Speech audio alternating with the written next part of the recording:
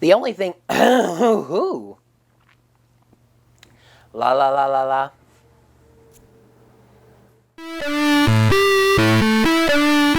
Hello there, heroes. I'm the Orange Ranger, and welcome to another Power Rangers Beast Morphers episode review. The show has been in something of a swoon lately.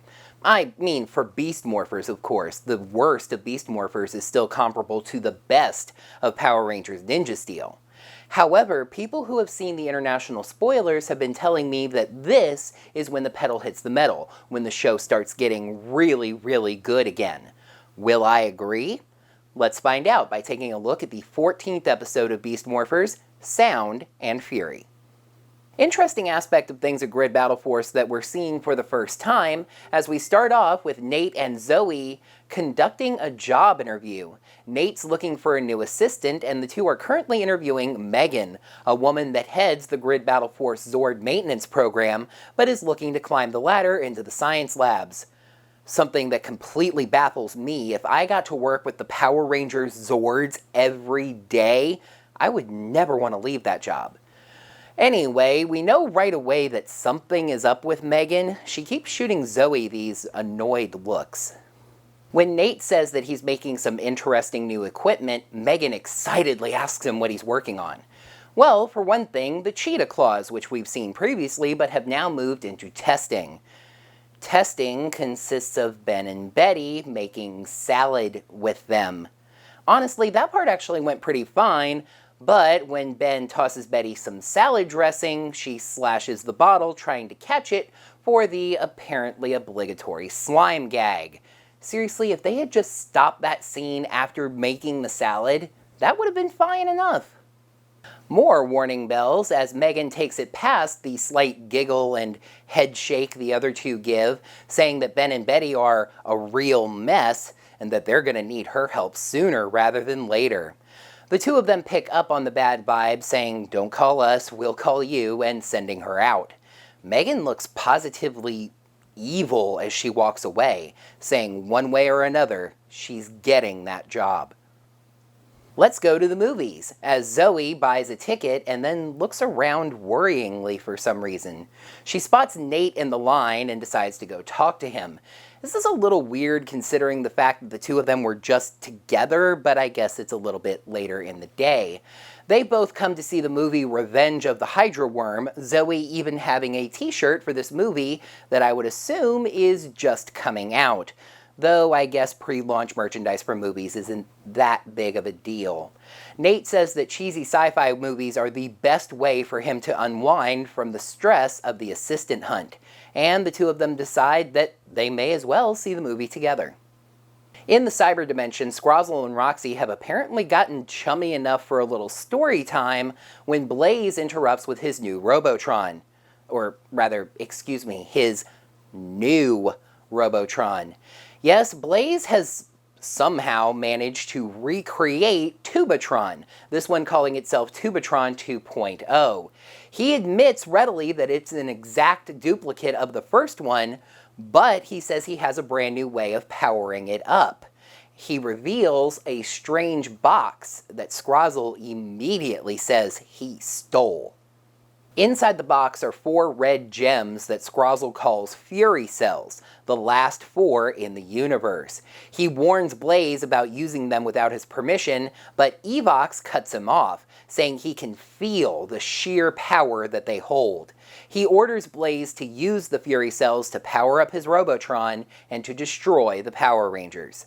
There was something ever so slightly different about Blaze in this scene. He seemed quieter, more menacing, maybe even ever so slightly sarcastically different to Evox. After the movie ends, Nate and Zoe laugh and talk about it outside. Coincidence of all coinkydinks, Megan was also seeing the same movie at the same theater. She spots the two of them and thinks that they're on a date. And since Rangers can't date Rangers, Or at the very least, Grid Battle Force Rangers can't date Grid Battle Force Rangers. This is some excellent blackmail material. She takes a video of the two of them admittedly looking rather flirty, Nate tossing popcorn into Zoe's mouth, and then being a proper gentleman and giving her his coat since it's getting a bit cold outside. The two of them get a call from Commander Shaw and take off. They meet the other three Rangers in a nearby plaza and then see Blaze and Tuba 2. Blaze tells them to experience the power of a Fury Cell, attaching it to the Robotron, who absorbs it and powers up. And then Nate says, that thing he just called a Fury Cell powered up the Robotron. I can see that! How many I'm going crazy here! That was a really bad, do you get it, line. Not just saying that the monster was powered up right after we watched it power up, admittedly that could have been anything, but really the whole that thing he called a Fury Cell line is a line that just screams the audience is going to be too stupid to get this the first time. Get on with it! Okay, really, Monty Python God, does that line not bother you? Whatever, moving on. So the Rangers morph and get to work, the core 3 dealing with 2 Batron, while the other 2 deal with getting the Fury Cells away from Blaze. The Robotron shows off its power by beating the Rangers back and even shattering Ravi's saber. Wow, look at how powerful the Robotron. Zoe says, wow, that Fury Cell sure made the Robotron powerful. Shut your mouth! I don't need you! Nate and Steel fight Blaze for the Fury Cells. After a little bit of back and forth, Nate blasts the case, causing the gems to fall out on the ground. 4 gems, which is really interesting because when we saw the case opened in the beginning of the episode, there were 4 gems, and Blaze has used one on the new Tubatron. I went back and checked. There were 4. Whoops! Anyways, Blaze starts picking them back up, but then Steel rolls through and grabs one, since, as he says, that's just how he rolls.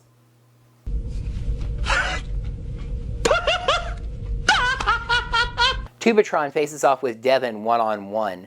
Devin uses his cheetah speed to avoid a blast and get in close for a slash. But Tubatron grabs him, tosses him into the air, and fires a sonic blast at point-blank range, shattering Devin's visor. That was totally wicked! After the theme song and some commercials, Tubatron shows a little bit of egotistical mercy, tossing Devin his saber back.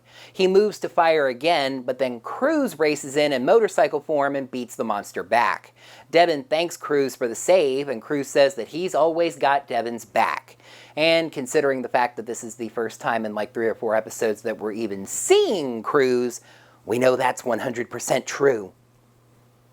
Ravi and Zoe finish off the Tronics and run over to check on Devin. Tubatron blasts the 3 of them back, and heroes, for the first time in 15 episodes, the Rangers are forcibly demorphed. Devin tells Cruz to take Ravi and Zoe, that he'll be right behind them. I thought it was kind of a heroic sacrifice thing, like, no really, I'm coming, I'm right behind you, bang, bang, bang, bang, bang, bang, bang. But I had forgotten about his cheetah speed, which he uses to run right after them.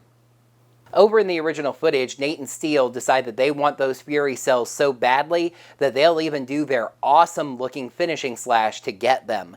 Blaze takes this move straight on, even falling back in a way that I thought meant he was going to explode. Instead, he gets up and retreats. Nate and Steel say that Blaze has 2 Fury Cells. Steel has 1. Which means there were supposed to be 3. Double oops. So, to this point in the episode, the turning point in the season for many viewers, I was just upset that the show apparently thinks we're idiots when it itself cannot count to 4. But here is this episode's turning point. In the lab, the Rangers report on the upgraded Tubatron. Nate says he can use the Fury Cell that they got to possibly power some new armor, and Commander Shaw tells him to put all of his resources on it, especially his new assistant. In the hall, Zoe asks Nate who he picked as his new assistant. He says, that he didn't pick. She's a better judge of character than he is, so he wants her to pick, and quickly, if possible. She says that she will, and he thanks her for always being there for him. There seems to be a little something going on there, maybe. And that's when Megan shows up, bumping into Zoe and saying that she has something to show her. She reveals the video, basically telling Zoe how ridiculous it sounds that the two just so happened to meet at the theater at the same time. And remember, Beast Morpher Rangers cannot date Beast Morpher Rangers. So she makes this simple for Zoe. She gets the assistant job, or Commander Shaw sees the video. Blackmail? Heavens no! She's just looking for a new job. So, back in the lab, yeah, Zoe recommended Megan for the job, and she got it. She's so happy to be out of the Zord Bay. Again, I just don't get that line of thinking. But anyway, she doesn't seem to be the best fit for this job at first, as she immediately starts questioning Nate's calculations. He assures her that his numbers are right, telling her to fill one of these cheetah claws with half a bottle of Morph-X. Instead, Megan dumps the entire bottle in and throws away the evidence. After Nate installs the Fury Cell on a bracelet that we saw in the case and never actually came out of the case, okay, yes, he could have designed one himself. He activates the Cheetah Claw, which overloads and starts flying at the two, as well as Ben and Betty, so they can make some of their hilarious scared faces. The claw flies around the entire room, eventually surrounding Ben and Betty, because poofy hair is also funny. Megan immediately blames Nate for this and says it's her duty to go report this immediately. She runs right to Commander Shaw to tattle, and Commander Shaw says that what she's describing just doesn't sound like Nate. Zoe had been walking by, stopping at the door to eavesdrop admittedly. Commander Shaw asks her to go get Nate, but instead she steps inside and asks what all this is about. Megan tells Zoe about how Nate nearly got Ben and Betty killed, and how it's probably because he's both the Gold Ranger and the lead scientist. That's too much for anyone to handle. It would probably be better if, oh, I don't know, she were to be named the lead scientist. For the good of everyone, of course. But then Nate comes storming in. He checked the Cheetah Claw, saw that it had been overfueled, checked the trash can nearby, and found the evidence of that. She overfueled it on purpose. The only thing Nate can't understand is why Zoe would have recommended this girl when she's clearly evil to the core. Zoe admits to the blackmail, but before she can even get out over what, Megan just starts spilling it out. Zoe's just covering for Nate because she caught the two of them on a date, and she took a video to prove it, and that is what pushes Commander Shaw over the line.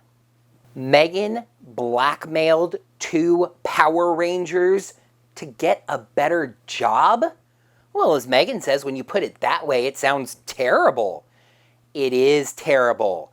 And this is when it happens. I know this review is a little late. Most of you watching it probably know about this by now. What kind of a bit? Language! Yes, what kind of a b?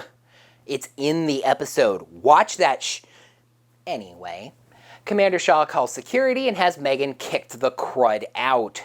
The alarms then go off, and pretty girl McWhat's-her-name, who has even been noticed by the artist doing those Japanese recap drawings, says that the new Tubatron is back.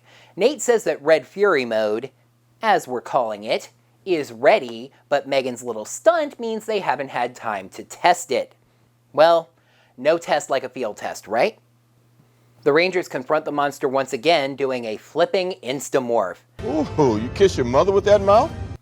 I mean, literally, they do an instamorph while flipping in the air. Anyway, Devin is wearing the Fury Cell and summons a brand new key, activating Red Fury mode, and it's a pair of wrist braces.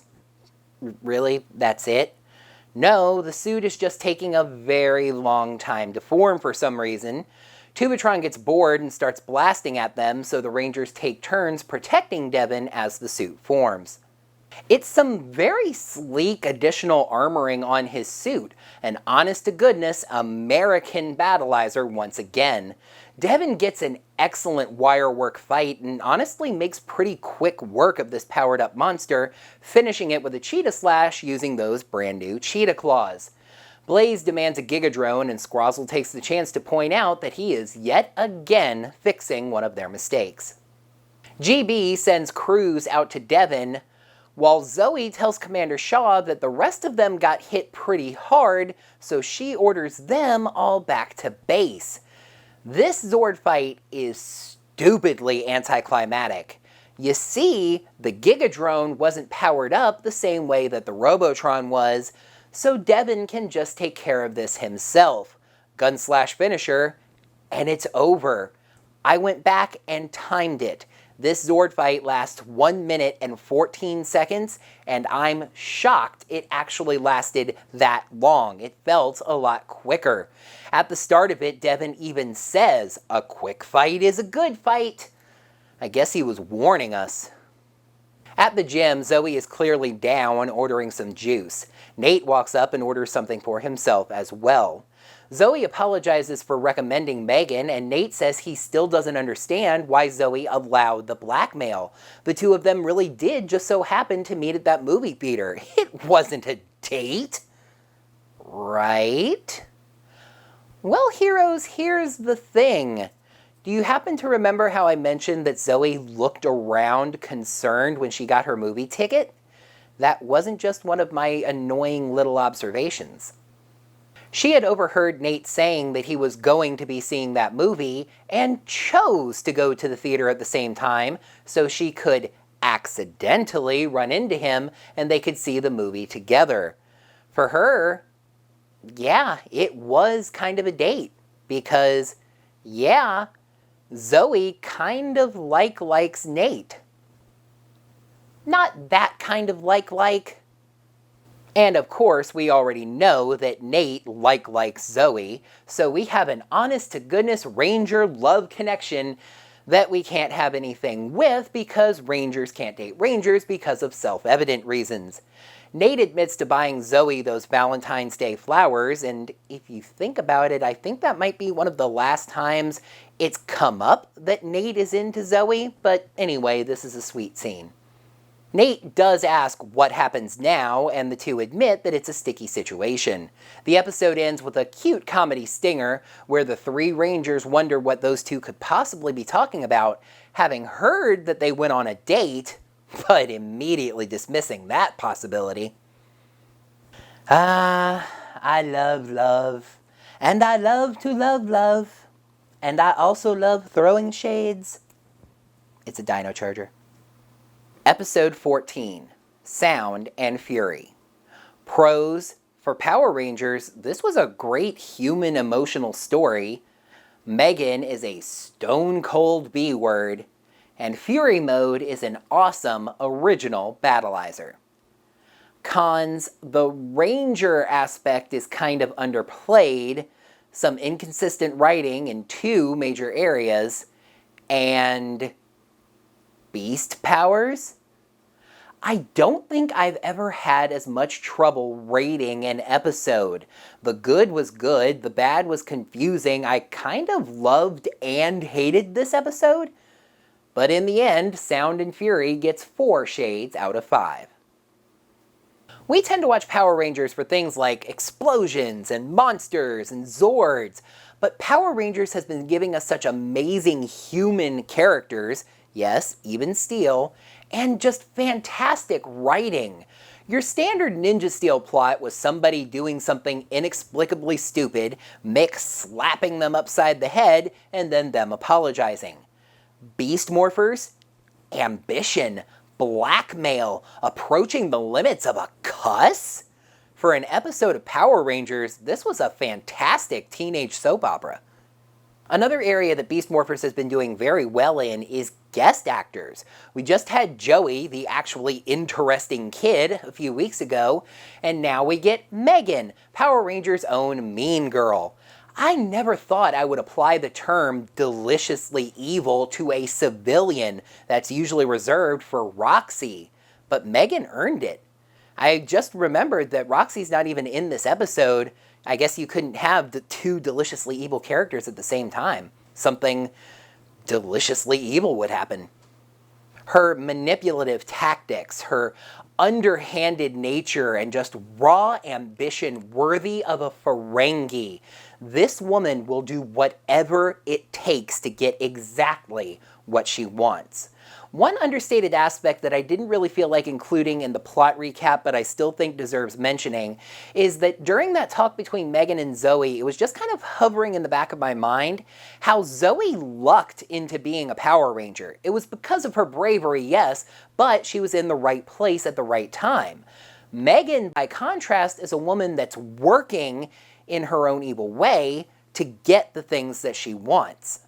I also know that, like a lot of people watching the episode, I was really hoping that we wouldn't get some kind of twist that would reveal that Megan was Roxy in disguise, or had been hypnotized by Scrozzle, or was a Robotron that could change its form or something. We all really wanted Power Rangers to just give us a character, a human character, that was flawed to an irredeemable degree, and that's what we got with Megan. She's not part of an evil plot. She was just a bad person who was sneaky and underhanded. Her goals and ambitions had nothing to do with the villain's plans. It was just a person who happened to be there that didn't get quite the character background check from Grid Battle Force that maybe they should have. Whatever the case, I really hope that Hasbro lets us see this character again. But moving on, how about how neat it was that the debut of a Red Ranger Battleizer was not a Red Ranger Focus episode? Whatever the case, Red Fury mode is pretty sweet. I love how sleek it is. Devon's not wearing like half a tank worth of armor here. It's just light armor pieces that make him stronger and faster. It's just very to the point that way. But did you happen to notice in those 3 pros there that I did too about the quality of the human emotional story and then went, oh yeah, Power Rangers. That's a con. This episode almost over-focuses on the human aspect. Don't get me wrong, it was a great, interesting story. It's just that I feel like the human subplot and the Battleizer subplot may have been a bad match. The Battleizer actually ends up being outshined by the quality of the acting and the writing on the human side. However, good writing is not great writing, and great writing is not perfect writing. There were 2 aspects of the writing in this episode that I really didn't enjoy. One is what I'm going to start calling idiot lines, as in lines whose only purpose in the script is to make sure that the audience isn't idiotic enough to not keep up with your story. Kind of like, for example, Nate saying that the Fury Cell powered up the Robotron right after Blaze called it a Fury Cell and we watched it power up the Robotron. And then Zoe tells us again later that it's powered it up. Now, I quickly want to toss in this little disclaimer here. In previous times when I brought this gripe up, I'll have people tell me that those lines are included for viewers that are visually impaired or blind. That does make some sense, but I just feel like it alienates the majority of the audience. Is it insensitive of me to say that TV shows should be written for the majority of the audience that has the capability of viewing them? Lines like these just waste time and make me yell, "Shut up," at the TV.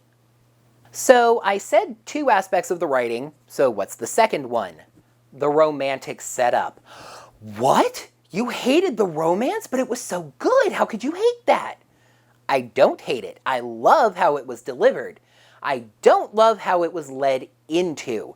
Yes, we learned that Nate has a crush on Zoe. 11 episodes ago. It's been a long time since that's come up. Conversely, everything that suggests that Zoe has a crush on Nate happens in this episode, and that's something I really don't like. Introducing a new character trait in an episode and paying off its purpose right away. They could have done so much more with this build-up. The mystery of her wondering if he knows, he wondering if she knows. You could do a little advice episode back and forth, with Steele advising Nate I've studied humanity and know all about romance. You can ask me anything. Or Ravi advising Zoe because he had some time with Roxy and he knows about romantic stuff. I just feel like this could have been handled a lot better. And some of you may have seen this con coming after I mentioned it last week in a Halloween episode with a production number that places it outside of this arc. But yeah, this is yet another week where nothing happens in the Beast Power subplot. And this episode is absolutely part of that arc. Nothing from it. No mention of the Beast Powers, no mention of the data chips, nothing. It takes very little to acknowledge an arc and technically keep it going, even in an episode where you're going to do something else. Well, now that you've stolen my Fury cells, I would say to use a data chip to collect the Red Ranger's Beast Power, but sadly the two of them don't seem to be compatible. Episode 15 is where the show should start moving into its final arc, when it's out of 22 episodes anyway. This thing needs to pay off pretty soon. All things told, this episode kind of reminds me of BurgerFi's Breakfast All Day Burger. You know, the one that I got when I went to MomoCon and I just released a vlog that was in it. Anyway, all the individual parts are good, but they just don't really mesh together into something better. But since they're all good on their own, it's good overall. An amazingly well-written and acted human plot about blackmail and new love countered against a fantastic new battleizer. Just good stuff. As I just said, by the point of episode 15 out of 22, the show should really be starting to move into its final arc. Are we getting that here? Well, let's start to find out by taking a peek at episode 15, Seeing Red. Evox looks to take advantage of Devon's addiction to Fury mode, while Roxy plots to collect his beast power. That's going to do it for another Power Rangers Beast Morphers episode review. Heroes, thank you so much as always for watching.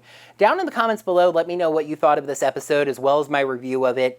How do you feel about me saying that the battleizer plot and the blackmail plot didn't mesh very well? Do you agree with me there that they kind of just seemed at odds even if they were both good, or did you find some kind of greater connection between the two? Let me know down in the comments below. While you're down there, make sure you smack that thumbs up button and let me know that you enjoyed this video. Make sure you're subscribed to the channel to see all of my videos and ring that bell. Get your notifications set up so you'll be notified of whenever I post brand new videos, such as these Power Rangers Beast Morphers episode reviews. And if you'd like to lend any financial support to my channel, consider becoming one of my patrons. Head on over to patreon.com/orangerangervideos, where you can see the various tiers of support I have set up, the things that you're going to get back for that. I'd greatly appreciate if you became one of my patrons. That would be amazing. But if you can't commit to the monthly thing, I absolutely understand that. Head on over to ko-fi.com/orangerangervideos and buy me a coffee. They are imaginarily delicious. They are really set to $3. Imaginarily set that down. And I greatly appreciate any support I find at either of those sites, and just sharing my videos, telling people about my channel, all of that stuff. Until next time, heroes, may the power protect you. She spots Nate in the line and decides to go talk to him. Yeah. She spots the two of them together. I'm doing that again. Nate and Steele say that they still have one of the cells and blah, blah, blah. Over in the original footage, Nate and Steele decide that they want the blah, blah, blah. I was just a set of blah, blah, blah. In the hall, Zoe asked Nate who she picked as the new assistant. Who she picked? We all wanted the show to give us a human character that was just flawed to an irredeemable degree.